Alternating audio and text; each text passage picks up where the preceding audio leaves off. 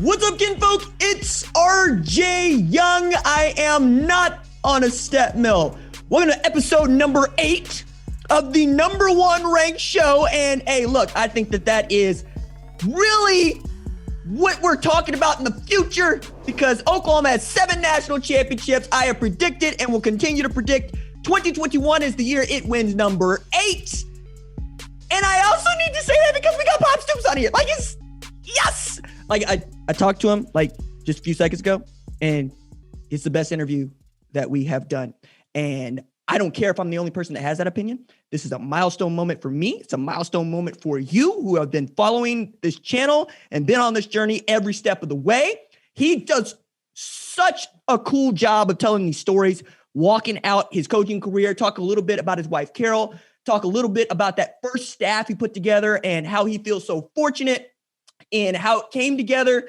Talk a little bit about how he knew Lincoln Riley was the guy. And this is saying a lot for a man whose assistant coaching tree is ridiculous, to say nothing of his actual coaching tree. You know, difference is assistant coaching tree is guys that didn't necessarily become head coaches or haven't yet. Coaching tree is guys that become head coaches elsewhere, right? And we'll talk about that a little bit later on in the show. But I'm grateful for Coach to open up in the way that he did. And it's the first time that I've ever got to talk with him at any sort of length. So I was relishing it. And I would tell you, if you go buy his book, No Excuses, it's worth the price, especially if you're an OU fan. But if you're into coaching, huge deal. All right. So I want to keep it OU centric in this episode.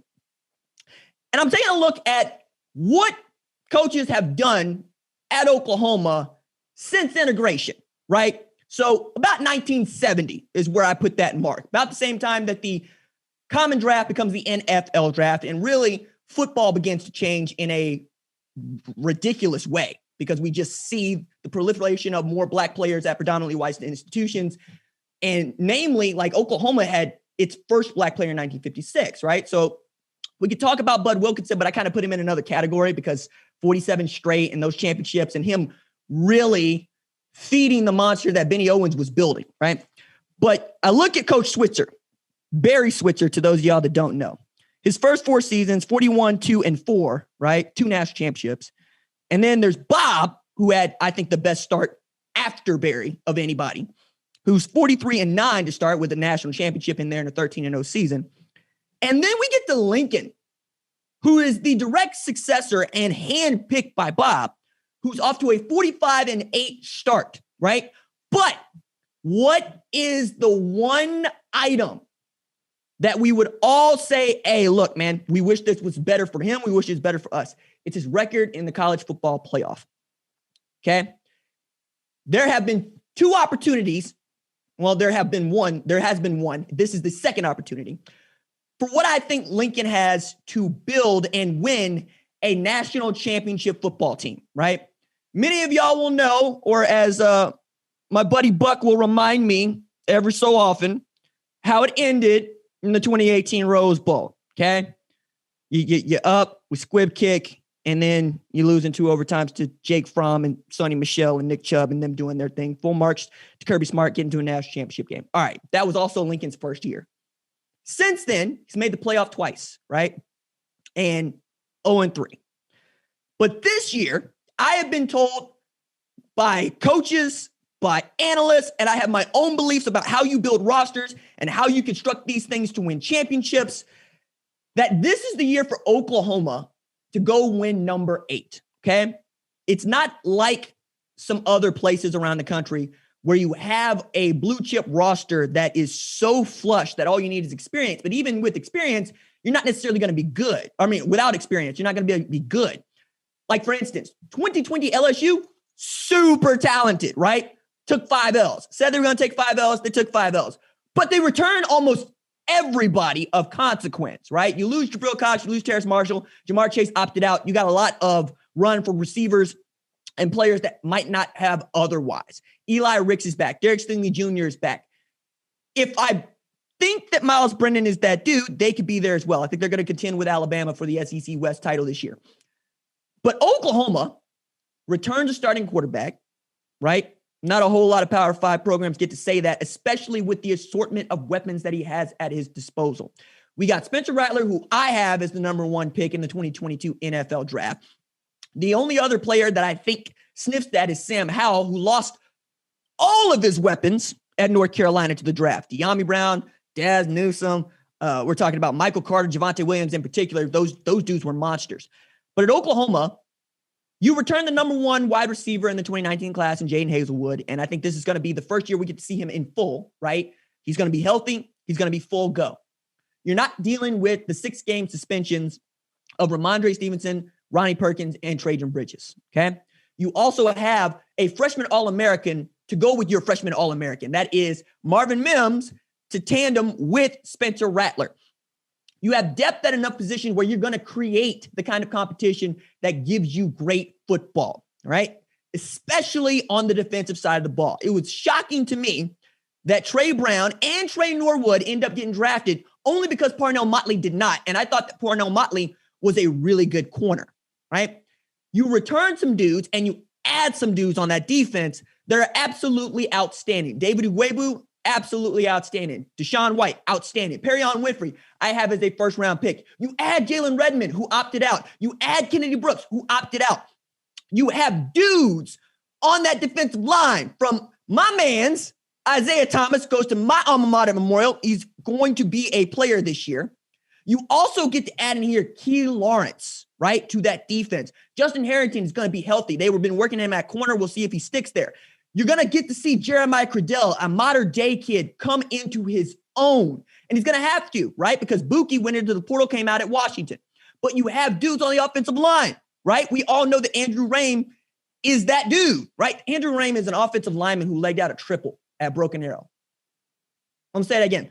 Andrew Rame was all of 6'3", 285 pounds, legging out a triple. He might be snapping the ball for Oklahoma come September. You return guys on that line that you absolutely positively needed to have for Spencer Rattler to feel like he was going to have something like protection. And then you added Wanye Morris to all of this, right? You get Chris Murray, who transferred in from UCLA, ready to play and eligible to play. This is the team. This is the one. Lincoln's got everything I think he needs, including the defensive coordinator that I 100% love and trust, right? Alex Grinch believes that football is hard, and that is the reason that he loves it. Matter of fact, favorite story about Alex Grinch. He was being recruited to play at Mount Union, and Larry Karras used this recruiting pitch. Imagine making a fist with your hand. Imagine taking that fist and driving it into concrete and then grinding your knuckles against that concrete. If you can do that, then you can play for me. Yo.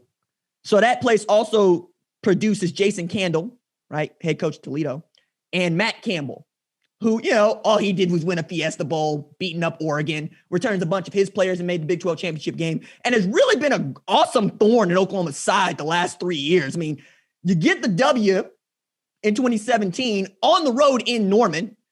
You lose by basically a failed 2-point conversion that probably should have been converted if Brock Purdy just finds the open receiver. And then you beat Oklahoma up last year in Ames in a very big way in a magical year. Those are the kind of dudes that Alex Grinch was raised around in coaching. That's your defensive coordinator.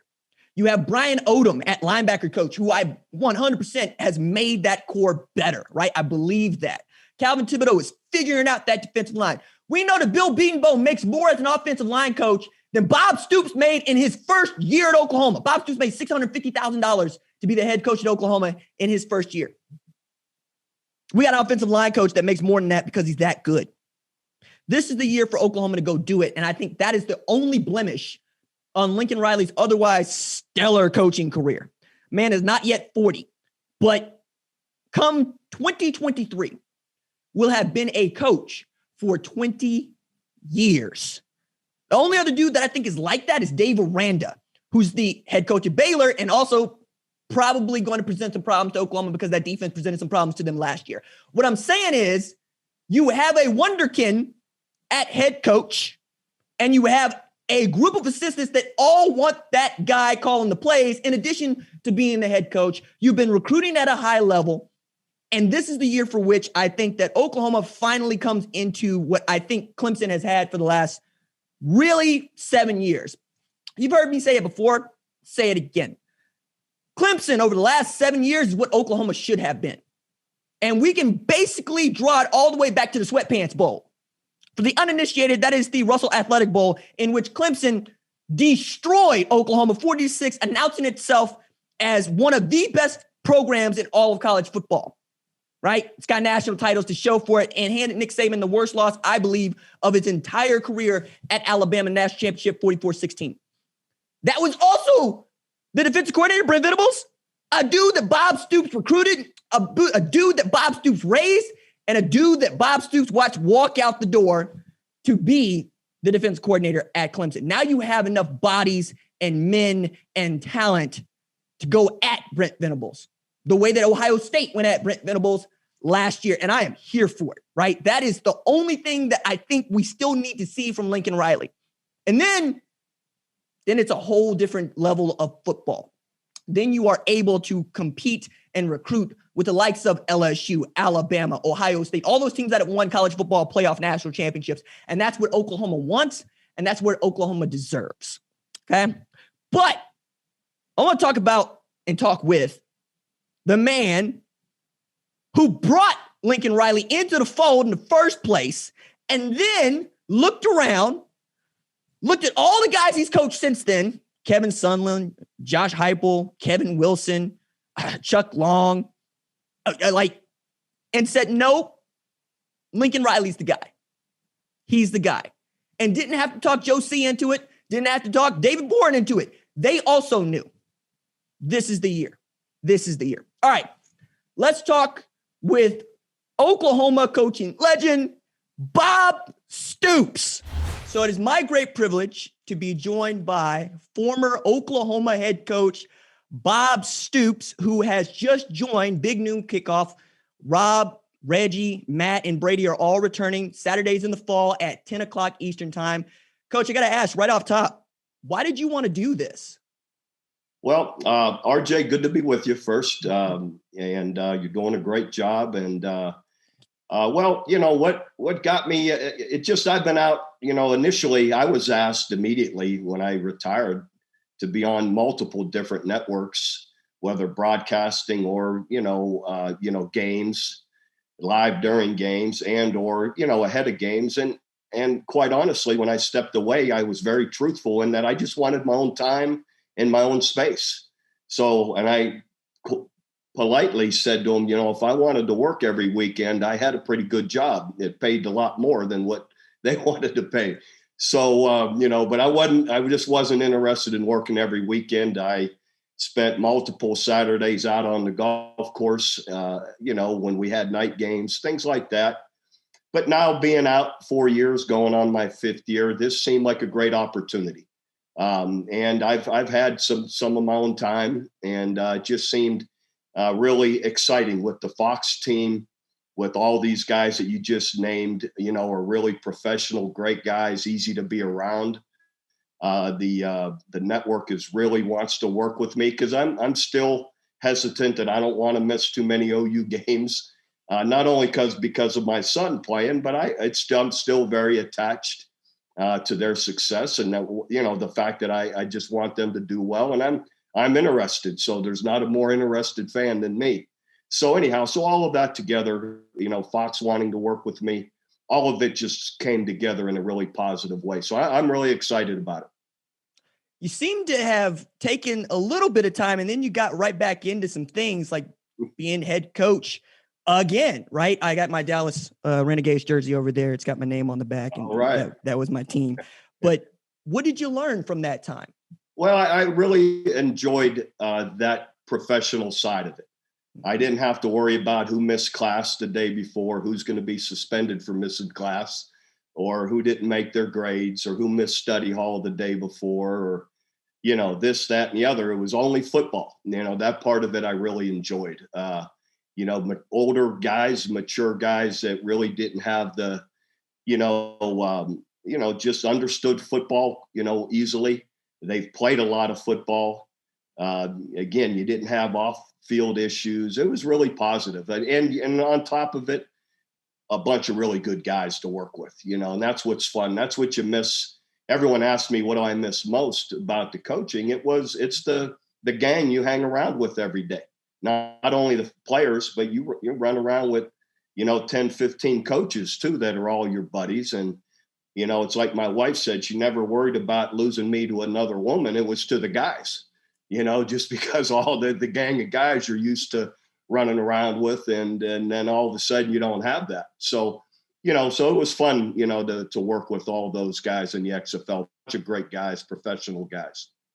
Well, and it happens in the spring. So as you mentioned, being a part of OU and what they're doing is important to you. And one of the thrills as a fan is seeing you in the box. It looks like you're having a cup of water up there, watching your son play and watching the guy that you handpicked to basically take over your legacy.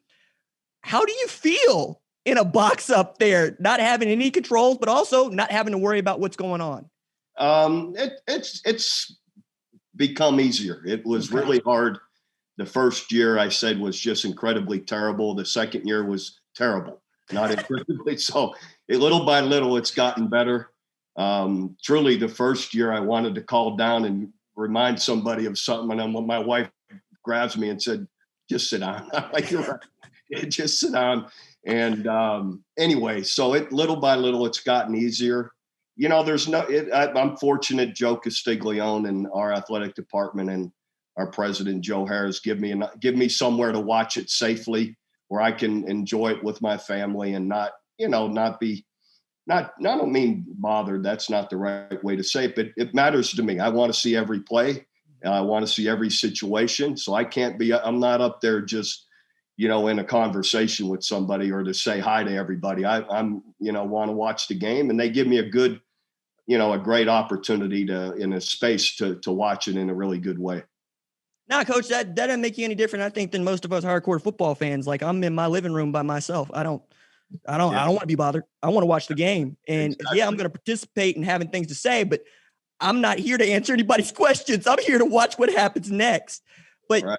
You getting to watch what happens next means something a little bit more, right? I don't have any baby boys. I have 2 stepdaughters, right? And we have lots of conversations about what RJ does for a living is watch football. But for you, you have 2 boys that are very much a part of the program. And I want to lean into this, Coach. One of them went from walk-on to earning a scholarship. What does that mean for you that Drake was able to do that for himself? Well, he kiddingly said to his mother, he says, well, maybe Dad doesn't have to work weekends and sell rock and roll tequila anymore. He's on scholarship. So, but no, you know what it does more than anything? He's worked really hard. There's no one more committed. There's other guys. We have a lot of committed guys, but he is one of them. And it just validates his hard work and commitment. How he's been playing the last several years. He's had significant minutes and he's made significant plays. So it's exciting for him, And again, I think as much as anything, it's just rewarding to him and that it validates all his hard work, So he's and again, you love it. You love it that his teammates were so excited for him as well.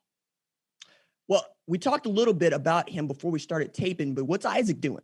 Yeah, and Isaac is a student coach for OU, working on the defensive side of the ball, working with the defensive backs. So it's a great opportunity for him. There's, coaches around the country to be climbing over each other to try and get in those meetings or to get on the field with the Oklahoma coaches. So he's excited about it. He's loving it and learning a lot. I see similarities between your boys and how you came up. And I want to take it all the way back to Youngstown. And, I'm doing research, preparing to talk with you. And I did not know that Bruce Springsteen wrote a song about your hometown. Did he get it right? Sure he did. Yeah, it's just a blue-collar steel mill town, and it's gone through its tough times. Back in the day, we were, I think, just second to maybe Pittsburgh in the whole country in steel production. And all but one of the mills has been taken away. And, so it's gone through its tough times, but it's still a great town. It still holds its own. And, but, he wrote about, just this blue collar, the steel industry, the tough times that came. But the people there are tough, and they keep scrapping and fighting and making their way. And I go back. I'm at that age where I got a niece or nephew getting married about every summer. And none of them get married in the fall, or none of the Stoops boys are coming. So anyway, I've been going back every summer, and I'll go back again this summer for a nephew's wedding. And it's great. I still got a great number of family there, but also great friendships we've been forged through the years. I was fortunate, and I think many OU fans in particular, but folks that love the sport are fortunate that you wrote a book called No Excuses about your career and how you were raised and where you were raised. And one of the things that I picked up from there is just how important football was, but also your family. And I had no idea until I picked up the book that you were the third of 6 children in a 3-bedroom house. Like, what was it like just trying to move around out there? We didn't know. We didn't know any different. And in my neighborhood, everybody had large families. Once my neighbors to the one side had 5 kids. The neighbors to the next had 5. We had 6. But you didn't have to look. You didn't have to go far to get a football game out in the street, or to get a full baseball game. We might have 8-on-8, and you just made right field's an automatic out if you hit it to right field. So we had a lot of guys, and our street of guys, we would go 2-3 streets over, and we'd play the other street in football. So we just, we grew up in a great area, and you're right. We had a small little home, but my dad, parents were fantastic parents, and we didn't know any different. And all the boys, 4 of us, all lived in 1 bedroom upstairs, and we would have a fight who had to sleep with our youngest brother, Mark. So we had 2 twin beds, and then 1 queen, and we had to draw straws who was going to sleep with Mark every night. The youngest. So, but we had fun. We'd have wrestling matches up there at night. After a while, my dad would have to come up and threaten to give us one, but usually, once in a while he did. And other times he'd come up and start laughing at what he saw going on in there, with 4 of us rolling around. And then, my sisters had shared a room downstairs, and my parents downstairs, and that was it. But, small little A-frame home, but it was the best. We had a great neighborhood and a great family life. And my dad being not only a football coach, he was a defensive coordinator. He was the head baseball coach. In the winter, he would keep all the school's basketball games. He refereed intramural ball on the weekends. He played baseball all summer. So as a kid, I was on a ball field or a court my entire life. Anytime he'd go to a baseball game, we were allowed to go to his games. We'd be the bat boys for him, while he was playing. He played forever until he played.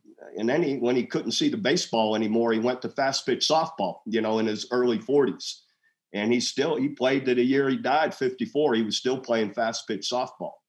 So my point, we were allowed to go. We were at baseball games, football practices, on the basketball court while he was refereeing other intramural games, so that's all we knew. And it was the best, it was a great way to grow up. For those that don't know, Bob's father is Ron Stoops Sr. and defense coordinator at Cardinal Mooney, along with many other tasks that he performed. And I want to talk about him a little bit more, but I also want to just nail this. You were tough, man. All right. So I gotta quote you back to you. And I know sometimes that doesn't always make people feel good, but this is page 32 of your book. So I think we got it. I was feisty. You weren't going to intimidate me. You hit me with a 2x4. I'll go find a crowbar and hit you back. It was the Youngstown way. What is the Youngstown way, Coach? Well, I don't, you fight. You scrap, you do whatever you got to do to succeed, and you don't take it from anybody. At the end of the day, and that's all of Youngstown. Let me tell you, you roll around Youngstown, and through our high school years, you didn't have to look far to find a fight somewhere. So we were in plenty of them, and our crew and different guys. But it just, it's just that way, And I'm for everything that's right. Mhm. And but hard work, toughness, and you gotta go earn stuff, and that was how we were all taught and brought up to, go, go get it, and no one's giving it to you, so that was just kind of ingrained in us. No, and tip of the cap to you. We got Ray Boom Boom Mancini, had a WBA title, no big deal. Yeah, he's a lightweight champ of the world for about 3 years. Right. Saying, hey, you didn't want Bob in the hole. Like he used to hurt us. How does that feel? Well, let me tell you this. No, Ray's, what people don't realize, maybe they do, but Ray Boom Boom Mancini was a great athlete. He was a point guard on the basketball team, always, and then football, he was a DB and one of those scat back running backs, quick as all get out, and in baseball, my dad, even when he started getting serious in his, through high school, he gave up, I think his sophomore year, football, basketball, baseball, because he was going to just concentrate on fighting. And he was in the Golden Gloves. We'd all go watch him. But my dad, being the head baseball coach, and Boom Boom's a neighbor of ours, lived in the same block. And my dad, was always knew what a great athlete. Whenever he had spare time, was in between fights or he wasn't training, boom, you want to come play? My dad had put him on the pitching mound or put him out in the outfield. He was a great hitter. He could pitch, left-handed pitcher. So my dad had let him play whenever, none of this, oh, you hadn't been here, you can't play. My dad is like, yeah, well, you want to play? Come on, I'll take you. So anyhow, but when it came to the fights, every once in a while, we'd even pair up and box. And no one was fighting Ray. Okay. No. He knew what he was doing now. That guy, he was real. So great guy. And still run into him when I go home. I'll probably see him again. And he's doing really well living in Youngstown. So your senior year, you're 17, right? You're driving a beat up pickup at the time. I think I got that right. No, I never had a pickup, but a bunch of beat up old cars, that's for sure. Where were you looking to go to college until you got a call from Iowa? I was Bowling Green had offered me in Youngstown State and Southern Illinois were the only 3 that really offered me. And then somewhere in that towards the end of recruiting, maybe before Iowa. Then Iowa offered me maybe with a month left in recruiting or a couple weeks. It was late in the process. And I think only because Bob Cummings, the head coach, was a Youngstown guy, was a couple of years older than my father. My father played with him at East High School. And I think he just gave me a chance. He and the coaches there, liked what I was doing and gave me an opportunity. The biggest break of my life, giving me a chance to go to Iowa. And then, funny story, maybe a week later after they offered, Bowling Green called and they withdrew their scholarship. Wow. The guy that was recruiting me was really great. I can't remember his name. I wish I did. A great guy. But he said the head coach thought I was too small. So I said, okay. My dad said not to worry. He's going to Iowa anyway. So it's okay. So anyway, it was the best, biggest break of my life, no doubt, going to Iowa. When you got there, it wasn't exactly going well. As I got it, you witnessed 9 losses in 11 games. Yeah, we were bad, and unfortunately, that staff all got let go. I think maybe with 1 or 2 games left in the year, the head coach was fired. And then it was, and not only that, were we a bad football team, then cultural difference between a blue collar steel mill town and East Ohio, the eastern edge of Ohio, to go out to Iowa, you talk about a cultural shock. I didn't know what was going on. I'm like, man, I had never, been there 10 hours away. So all of that was really hard, really struggling.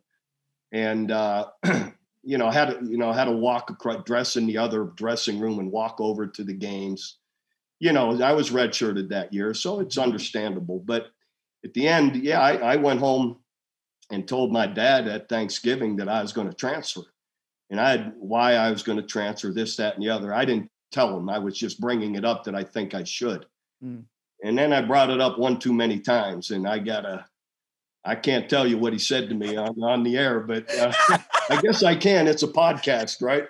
Yes, sir. Bottom line is he threw his broom down, gave me a big talking to with some choice words, and turned around and walked away. And I was like, ooh, I guess I'm going back. I didn't know answer in here. That's the last time I brought it up. So some choice words, some tough love. I went back and in the spring I earned a starting, job. Me and another guy, Luke King, still a dear friend of mine from New Jersey. We're fighting it out to be the free safety, and the first game or two, we split, half the game. And then after that, the third game on, I started for 4 years as free safety for 2 years and then strong safety for 2 years. And Lou became a corner, starting all American corner. And so anyway, had I left, who knows, where my life goes. But I sure wouldn't have had all the opportunities I've had if I had cut out of there. So my dad giving me some tough love went a long way. And I encourage parents out there, anyone listening, don't be afraid to give a little bit of tough love once in a while if you think it's necessary. I say that parents are undefeated in recruiting, and many times I'm right?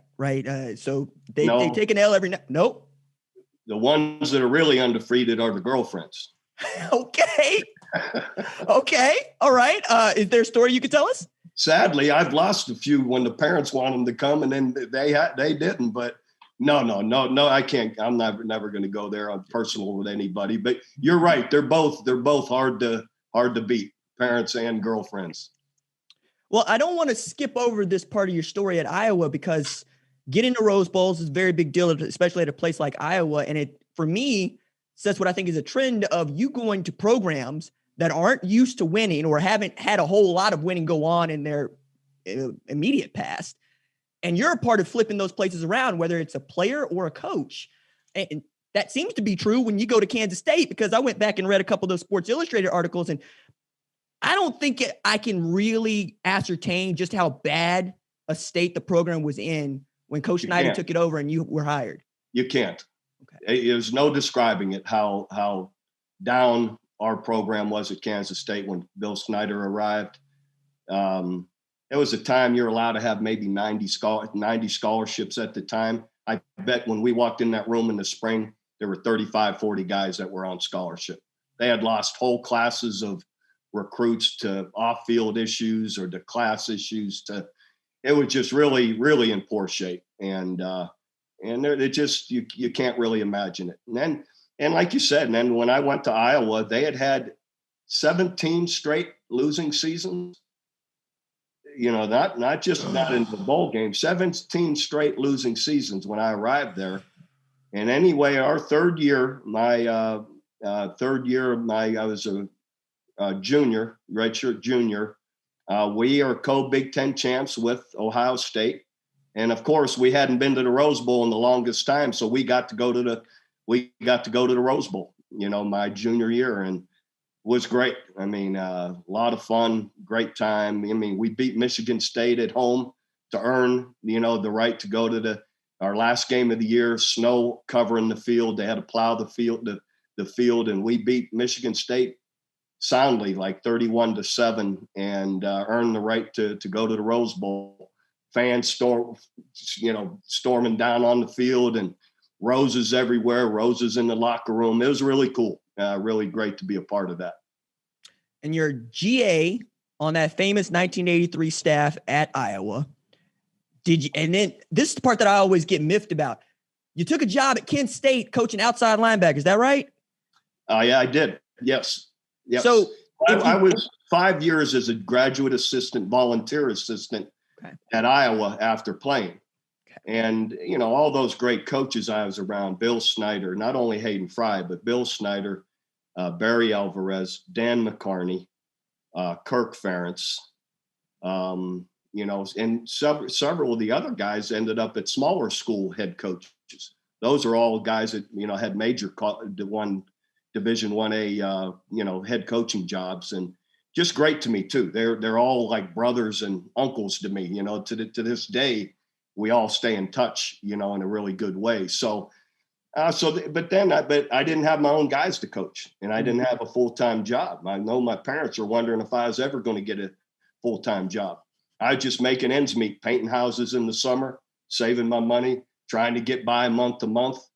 And then, so Kent, Dick Crum gave me an opportunity to coach outside linebackers at Kent, which Kent is near Akron. It's only 45 minutes from my hometown of Youngstown.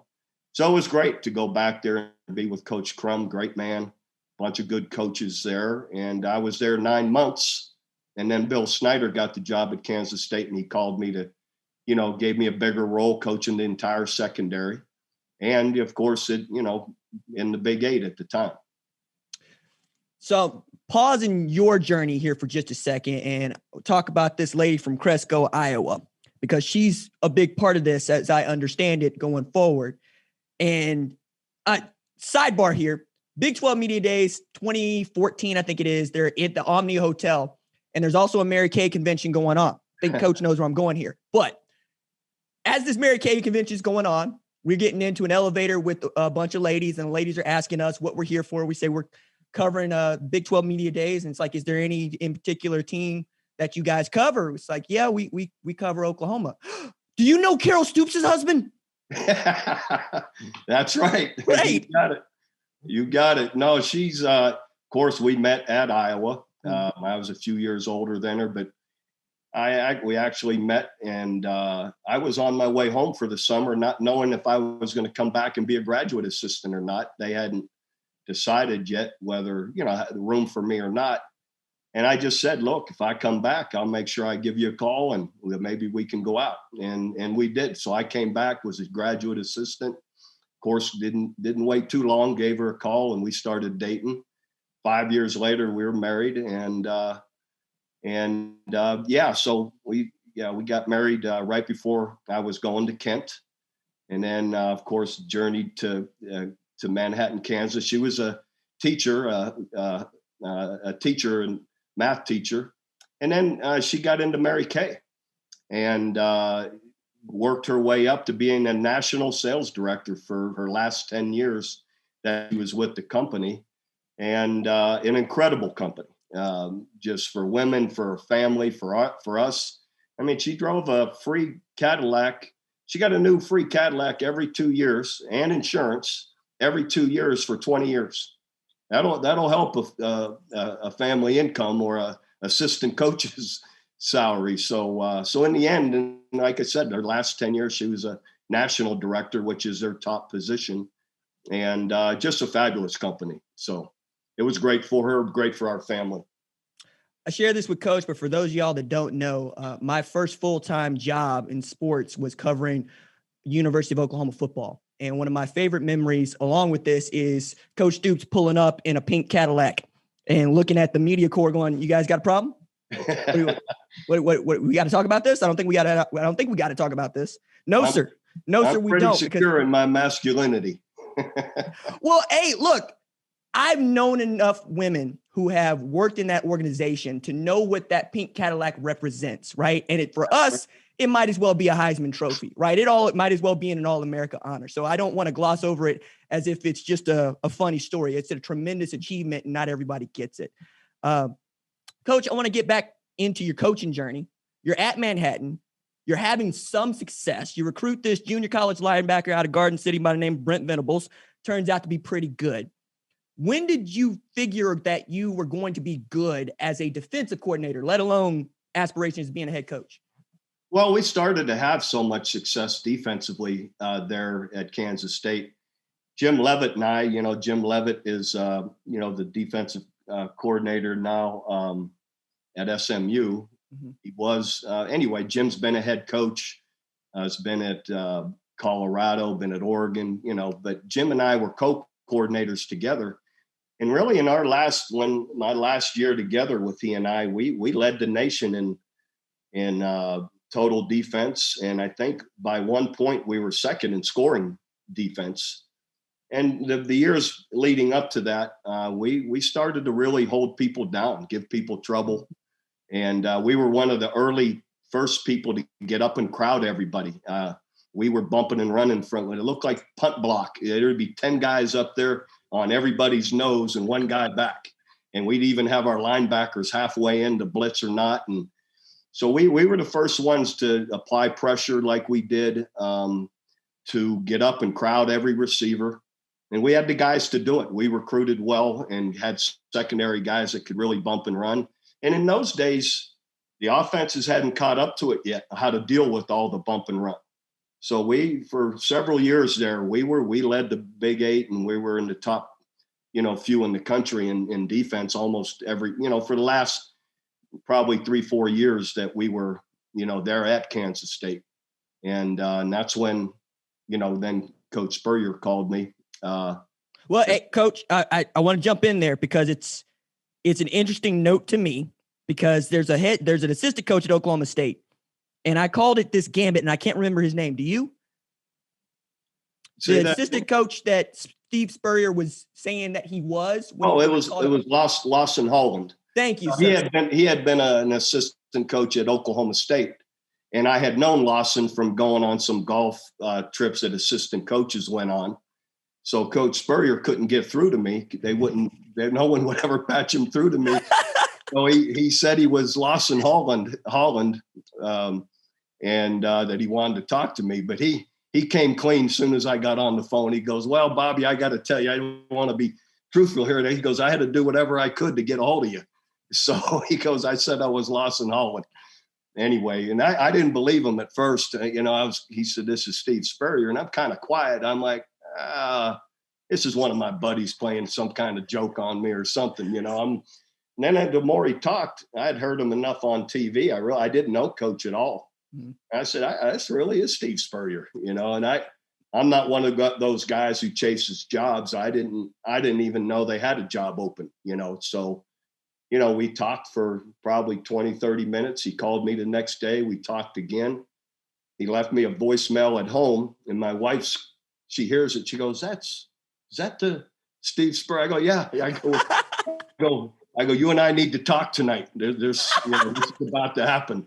And then anyhow, we worked it out. It was great. And, that was another huge break for me. We remain, coaches like family. He and Jerry, his wife, they're like family to Carol and I. And, very close to this day. And in fact, here in a couple of weeks, I got to go on a golf trip to Pebble Beach with them here in a couple of weeks. So you got to go, huh? You got to go play Pebble Beach, huh?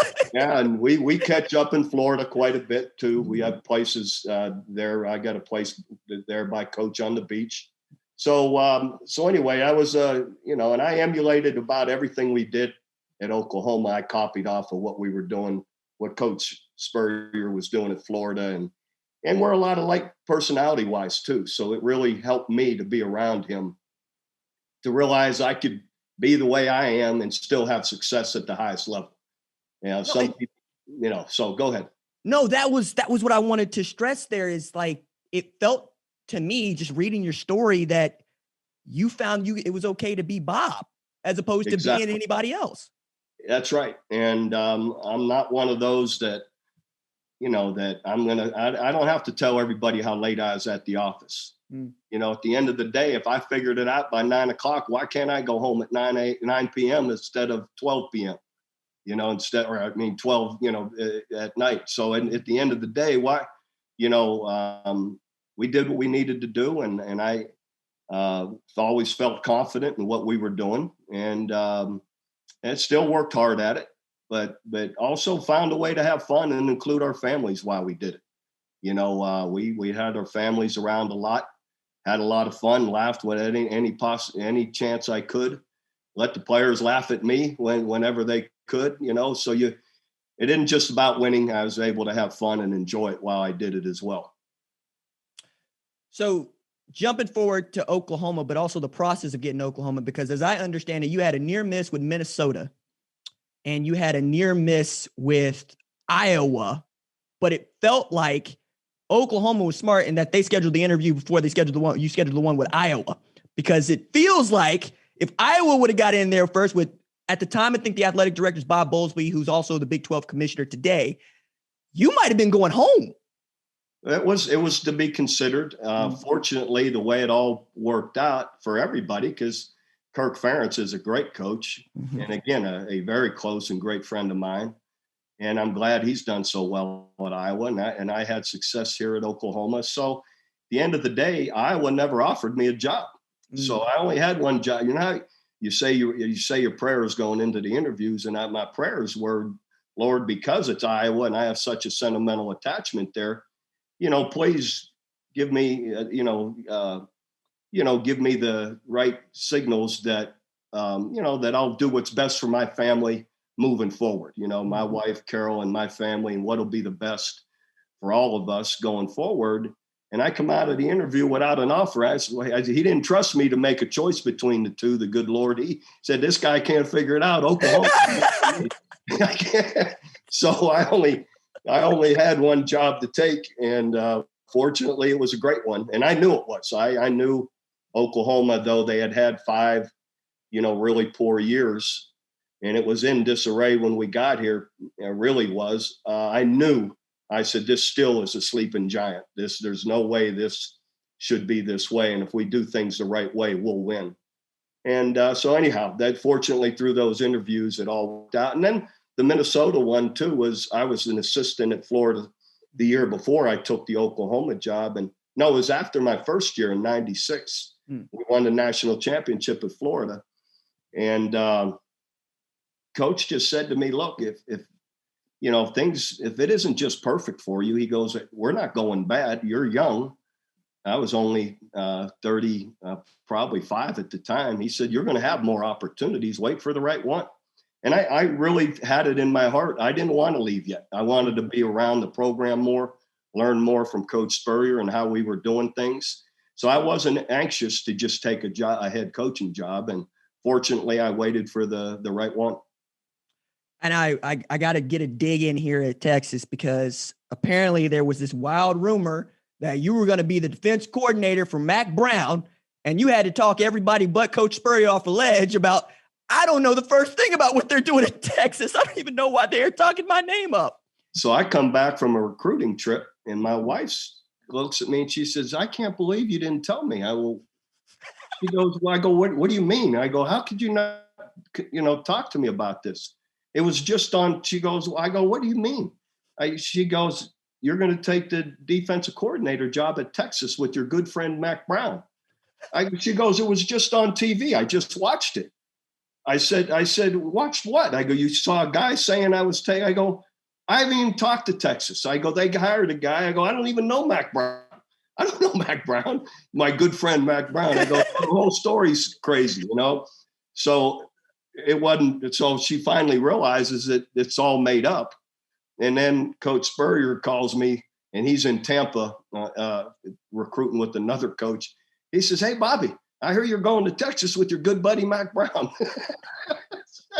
And he's laughing about it. Of course, I don't have to convince him it's all fake. He'd been around enough to know how much stuff said about him that isn't true. And so that was maybe my wife's first realization that everything you hear or see isn't always true. In fact, often isn't, when it comes to these kind of rumors anyway. So you accept the job at Oklahoma, and you had never actually stepped foot on campus as head coach before taking the job. Like you coached against them. And I think the last time you were in Norman, you got a W with Kansas State when they were really humming along, and then Coach SNYDER would do that again. But the reason I point that out is you were having to put together a staff on the fly for the first time. What was that process like for you? Because I don't think we appreciate how difficult it is to find 9-10 guys you trust. Oh, it was really, I was smart that I took my time and got the right guys, because I started off with I always had great staffs, but to hit it out of the park in your first one, that's a big deal. And so it was difficult. I was spinning that first month, and I was hired December 1, and we had like 3 weeks before Christmas break, and then you're not allowed to be on the road recruiting. So we had no They left us not one bit of recruiting information anywhere, no commitments, not one bit of, not a board, zero. So I'm hiring coaches, trying to recruit, get in the door with recruits here in Oklahoma and Texas, and I'm just swimming. And first guy I hired is Bobby Jack Wright.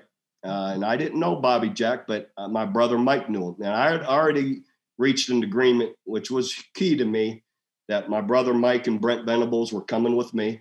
They were going to run our defense that I was used to, and then Mark Mangino was going to come as the line coach. And so I had those three right off the bat. And then I called Bobby, but they were still coaching at Kansas State and had to finish the year. So they're not with me. So I called Bobby Jack Wright.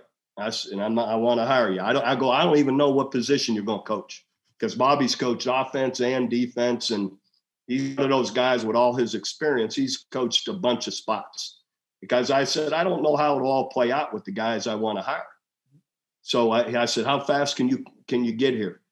He said, this was at night when I talked to him. He goes, I'll be in that car at 5 a.m.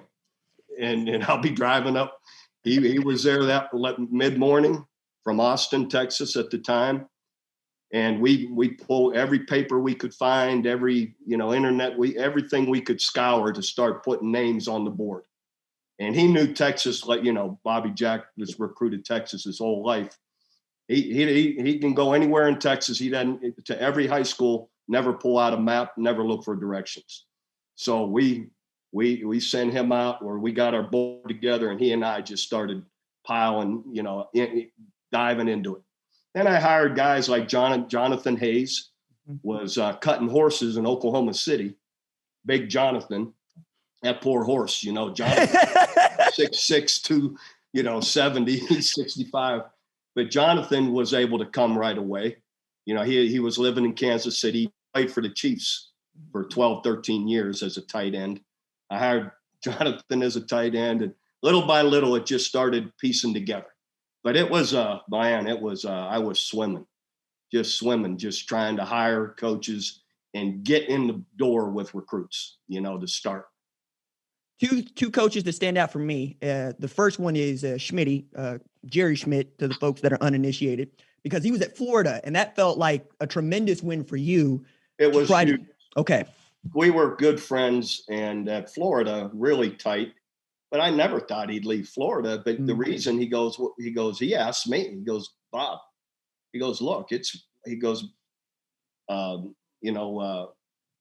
my parents live right here in Nebraska, and his wife's parents are right here in Texas. He goes, it's right between the two of them. It's perfect. I said, well, I never thought of that. You think of families. So anyway, that was a big get. Smitty came, and he came right away. He came within a week, and we at night we'd be getting our recruiting board. We'd have Smitty up on the board with the grease pen, and we'd be firing names at him, and this position, that position, where they were located. And Smitty was huge, though, in getting us going. The other for me is Coach Leach, who is his own character altogether. But I'm interested, as a defensive coordinator, what were you thinking in trying to hire the offense coordinator at Kentucky?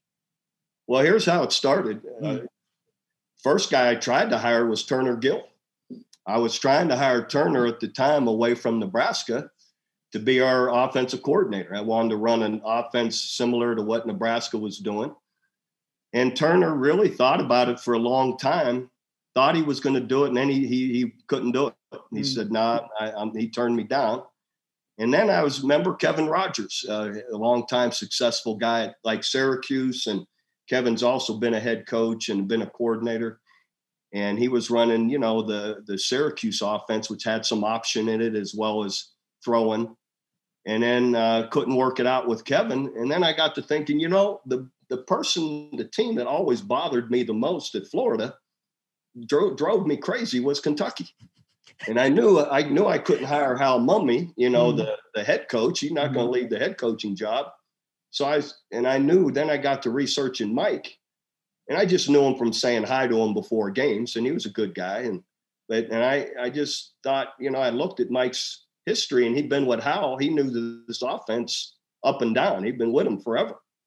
So I called Howell and I said, could Mike Leach be in front of the team, command the respect, be the leader, and do the things you do, you know, with your offense? He goes, absolutely. I goes, seriously, he's, you know, he goes, I don't hesitate at all, Bob. And he was right. Mike's a great guy, great coach, leads in a different way, but his guys play and perform. And he was perfect for us. Right off the bat, you know, he had all that history with Tim Couch and throwing the ball. So quarterbacks, all of a sudden now, we couldn't get one to look at us. Now they're all want to come. So in that first, I hired Mike. Nate Hibble transfers here. Jason White changes his commitment from going to Miami down in Florida to staying home and here. And the third one is Jay White, Nate Hibble, and Roy Williams. No, I'm quarterbacks. Quarterbacks. Oh goodness. Heupel? Yeah. Okay. The one who wins the national championship. Well, I always said, even though maybe talent-wise, you know, Josh may not be the number one of all my guys, he's definitely the most valuable player I ever recruited. You know, when you look at his impact in those first 2 years and going undefeated, winning the national championship. So, yeah, so we get Heupel, who's won all kind of national awards and was runner-up in the Heisman Trophy. Then you got Jay White, who's the most decorated player in Oklahoma history when you look at all his awards that he's won and a Heisman. And Nate Hibble wins a Big 12 championship and is a Rose Bowl MVP. All of those guys came at the same time. So that's but it was because we hired Mike Leach, as you started this whole conversation off, you know, with, or this part of the conversation.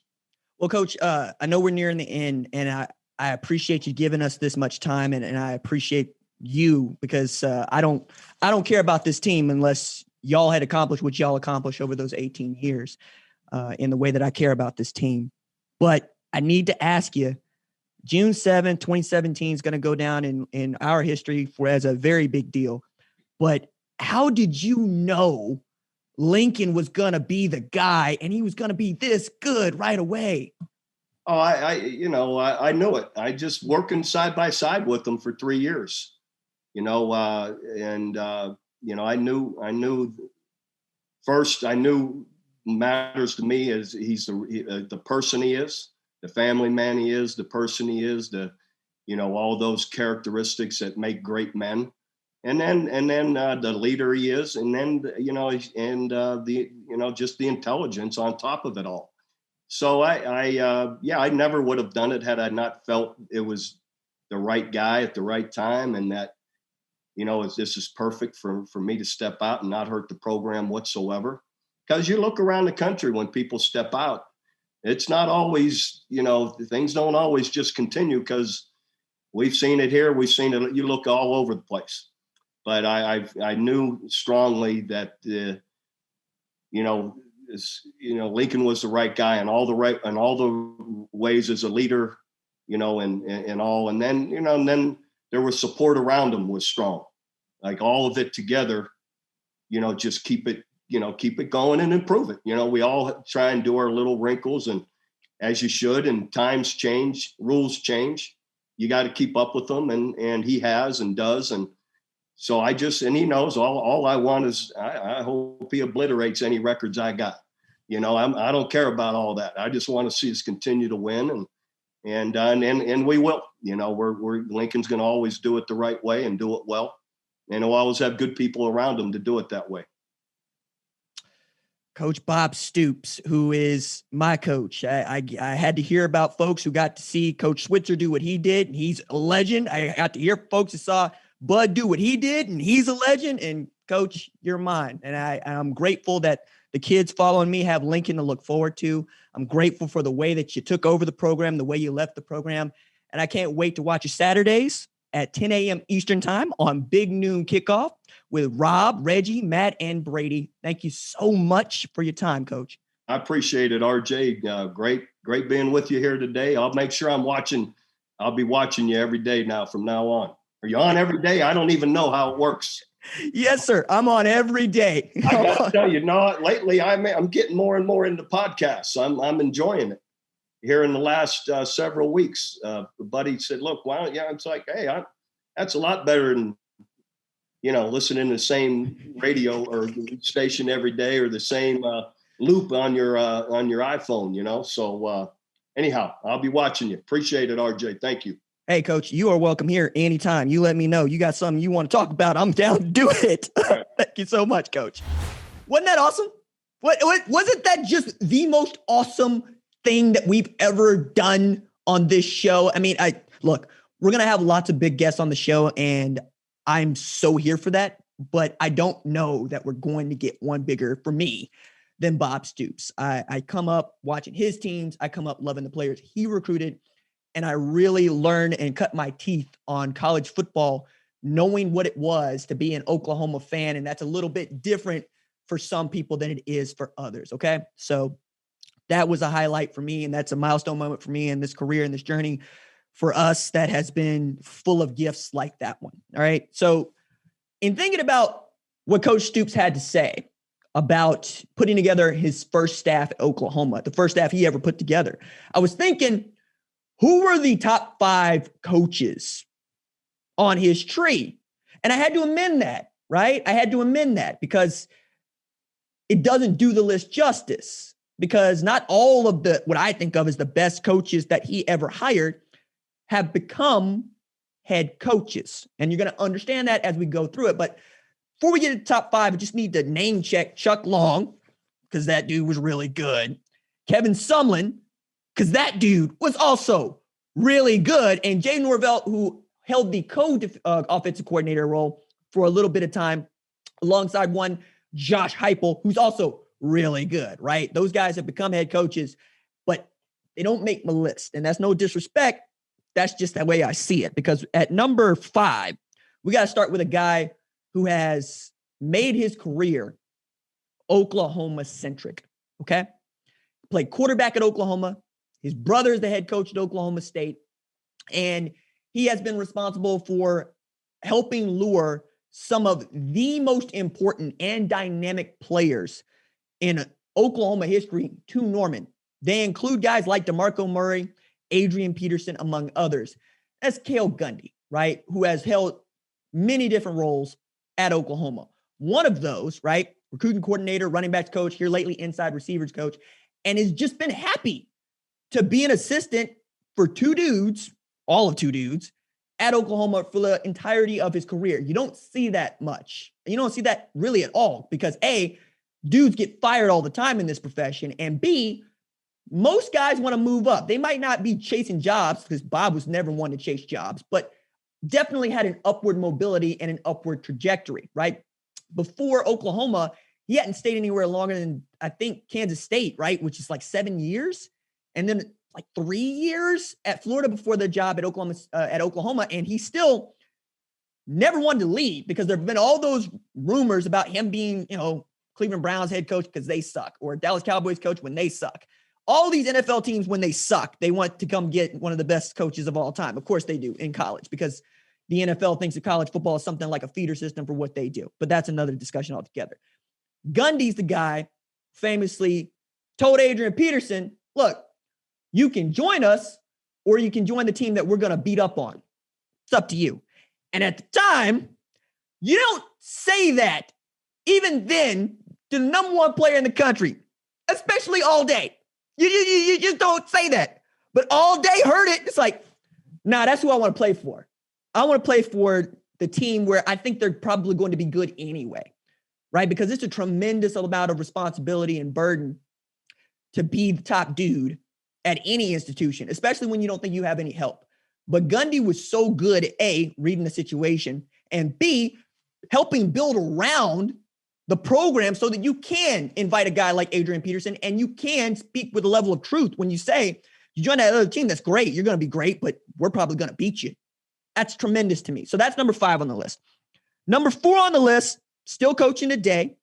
No longer, or not at present, is not a head coach. But I think you would agree, he's had pretty good success over the years. Okay. And that's Kevin Wilson.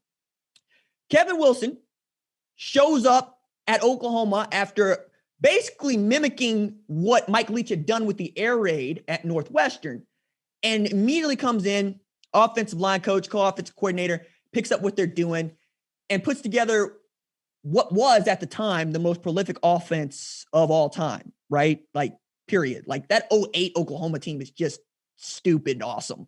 And you look at the guys that were on that team, not just Sam Bradford, but oh my gosh, if DeMarco Murray was healthy for that national championship game, probably talking about number 8 in 08.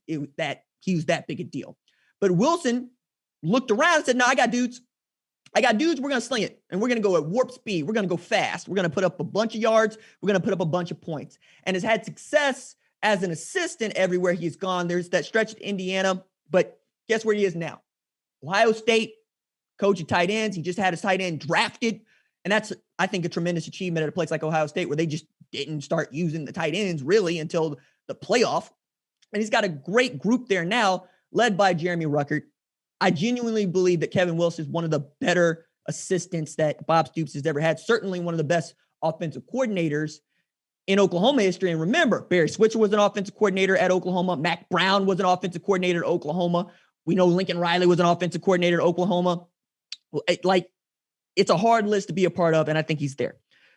Number 3, another career assistant coach. It's the reason why it's really difficult for me to put together a coaching tree list, because I have to discount this man. And this man has accomplished more as an assistant coach than I think most head coaches will do in a lifetime, 2 lifetimes, really. Comes out of Salina, Kansas, was so small, undersized, under-recruited that he ends up at JUCO at Garden City, ends up earning his way onto the field at Kansas State, playing for one Bob Stoops and Bill Snyder. Continues to work his tail off. Ends up coaching linebackers at Oklahoma, rises to the level of co-defensive coordinator, later defensive coordinator, and is now over at Clemson. That's Brent Venables. Brent Venables is a maniacal, awesome human being, okay? So Rufus Alexander told me this story about learning what it was to play defense with Brent Venables. And it was, this man would drink half a Gatorade, pop a Red Bull, dump the Red Bull into the Gatorade that was left, shake it up, chug it before practice. Okay, so that's amped, right? You know that Coach Venables he has his own get-back coach.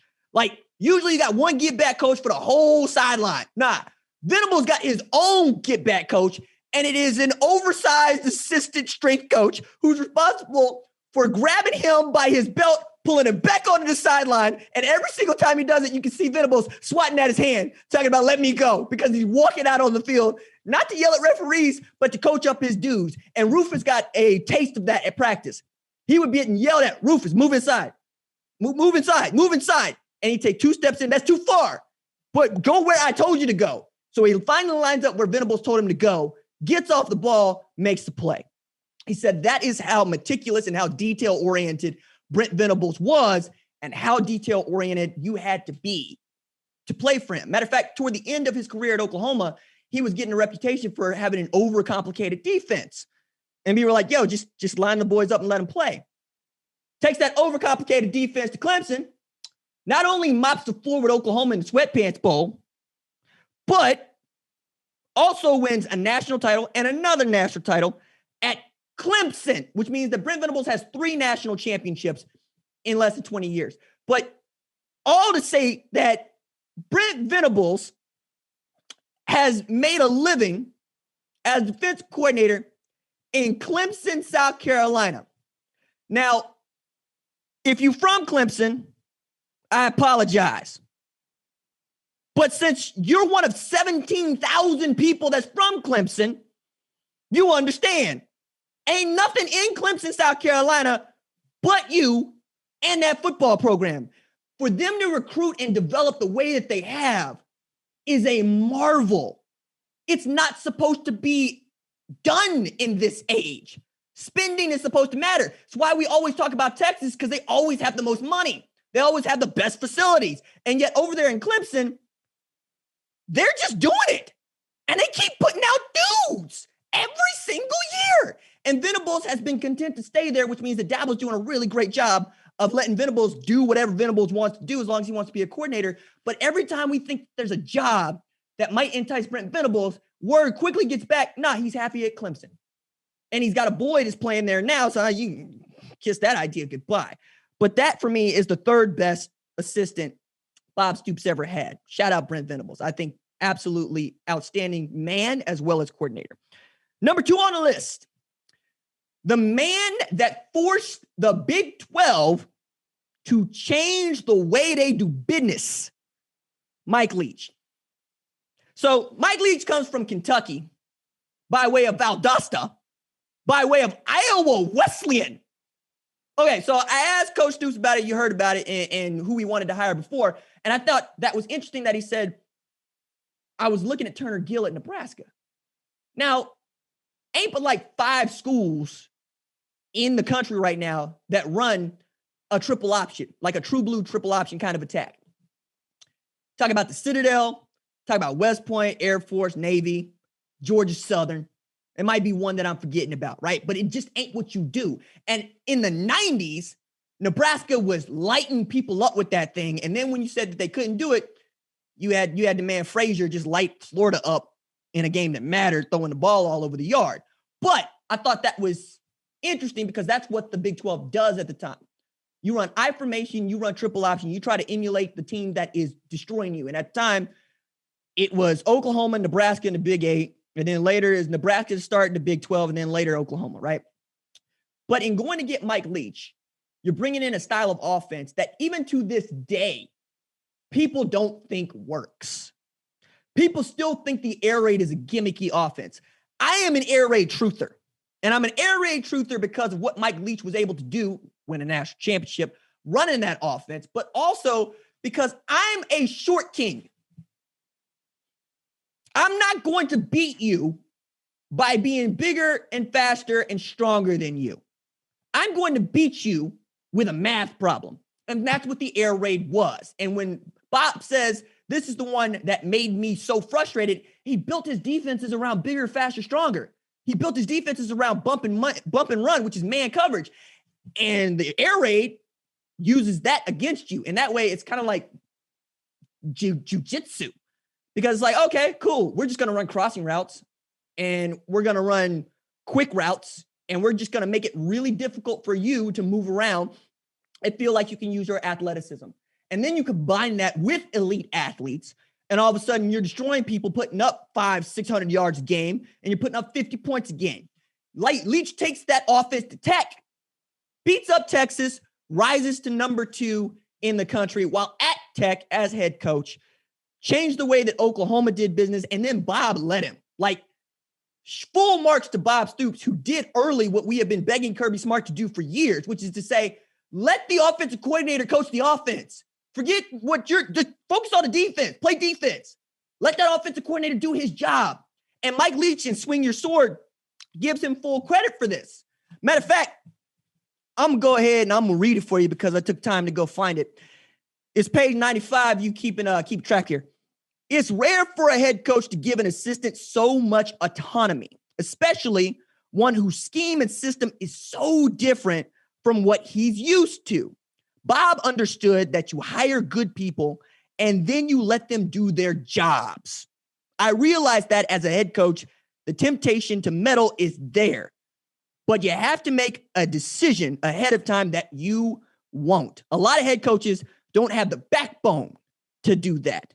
And even if they do, they probably can't resist the temptation.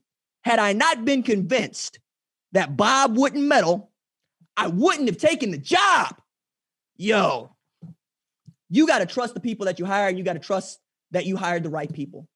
And Bob, I think, just has that in so many ways. And you look at it and look at all the talent that he's helped raise up and then said, hey, you want to take another job? That's fine. That's what I'm here for. I think you look at Steve Spurrier and you could see that. Like when Bob first got the job and tells a story in his book of getting to Florida, they line up one-on-one and it was Steve who called the offense, Bob called the defense, good on good. And they scored touchdown after touchdown after touchdown on Bob Stoops' defense. So much so that in classic Spurrier's joking way, hey, Bob, or Bobby is what he called him, because don't nobody call Bobby after basically the 96 media guy comes out and says Bob Stoops. And I don't know the answers to it from anybody except his wife. I'm not going to do it. You might try it, but I'm not going to try it. He said, Bobby, you think we're going to force a punt this year? And Bob was flustered because Bob is about doing things the right way, doing it in a way that makes sense. Do your job, go home. He did not like getting beat up like they were getting beat up. And Spurrier realized that about Bob and then let Bob be Bob, right? He said, you coach the defense. We're going to be all right. You're not going to see any offense like ours all year. I promise you. And they didn't, right? They ended up winning the national championship. So Bob's actually got 2 national championships when people tried to give him the one. Anyway, the number one assistant on this list for me that Bob Stoops ever hired for all time, Lincoln Riley. You know the resume. You know what he has accomplished, not just as a head coach, but as an offensive coordinator. You have Baker Mayfield win a Heisman Trophy, the only walk-on to do so. That same year, he had a Heisman finalist in Dede Westbrook at wide receiver. He's got a guy who wins the Heisman Trophy in his only year at Oklahoma and becomes the number 1 overall pick along with Baker Mayfield and Kyler Murray. Jalen Hurts comes here for all of, a year? Ends up being a second-round draft pick to the Philadelphia Eagles, and all signs point to him being the starting quarterback for the Philadelphia Eagles. That means that Lincoln Riley will have groomed 3 of the 32 starters in the NFL today, and perhaps his most talented recruit outside of Murray is playing quarterback for him right now. When you look at how Lincoln took over the program, and you look at how the assistant coaches responded to Lincoln taking over the program, I don't think you could have found a better successor for the University of Oklahoma. And even I was skeptical, right? Because a hotshot coordinator is a hotshot coordinator. Didn't really know what Lincoln was made of. And you know what? At 33, same age I am right now, what do people expect from you? If anything, people doubt you. People want to know what you're doing here. They want to know, why you? There are guys twice your age who should have this job. Lincoln was Lincoln the whole time. He has done nothing but win. He's done nothing but present his program and himself with great respect, which didn't know was going to be that hard, and turns out is extremely hard. And he has the program the last 4 years in a position to pursue national championships. And as OU fans of a certain age will know, that ain't guaranteed. You can only ride off of your reputation for so long before your reputation no longer matters. Oklahoma got a taste of that in the 90s. Don't want anything like it, because I think the one thing that I think is true about being an OU fan is that if you're born in my generation, you're kind of spoiled. We don't really know what it is to suck at college football. We can't fathom it. So much so that we will lose our minds. We lose 5 games in a season. Don't know. We got to use the pressure points. We got to woo-saw, and even that's not going to be enough. And Lincoln understands that right away. He understands the monster is fed. He coaches his kids to say, hey, last year's team is last year's team. Y'all didn't do anything. Y'all haven't done jack. Y'all got to go earn that, right? I don't want to see any of this conversation about what y'all did the years before, even from the upperclassmen. This is a new team. This is 2021. What are you going to do in 2021? What have you done for me lately? Keeps you humble, keeps you hungry. I love that. And I love that Bob recognized a little bit of the Youngstown way and the kid from Muleshoe, Texas, who was told you don't have the arm to play at Texas Tech, but you can be a student assistant, and then put his, I think, photographic memory to work doing exactly that. So those are my top 5 assistants hired by Bob Stoops at Oklahoma. Please argue with me about it on the Twitters at RJ_Young. You can follow the show on the Twitters. I saw that verified badge. I see we coming up. See, look at that. Took me 12 years to get to verified. Took the show all of what? 4 weeks? No, that's how big a deal the show is becoming. That's because of you. That's because you're paying attention. That's because you listen to it. That's because you like what we're doing here. But if that's never not the case, see what I'm an English major with 2 double negatives there. Please let us know. Let us know what we can do better. We want to make a great show. We want to make a show that is for fans. And obviously, I'm a fan. and I care about this sport in a ridiculous way. You can also like the page on Facebook at the number one ranked show. You can follow it on IG as well, where they also got the verified badge, quick, fast, and in a hurry. Like I'm telling you, it's a big deal to the socials that we in here, because that's what this is, right? We are here. And I think this is the best example of just what that means with Coach Stoops coming through to give us some of his time. All right, just to remind you guys, this is going to be the cadence up until about media days. Each Monday, you'll find something new. Herm Edwards coming up on deck, working on some other big-time guests. I'm going to do a little bit something different on the channel. I'm going to try to build around these shows, talk about these teams and these coaches that we're talking to. Please, if you're on the podcast app, take a moment, leave a 5-star review, right? Let us know what you think. Be on the lookout on the socials for what we think is a good question to ask you. Be on the lookout to respond to that question. And if it's a good answer, we'll feature on the show and I will take it on right here on the number one ranked show. That is it for me. Deuces.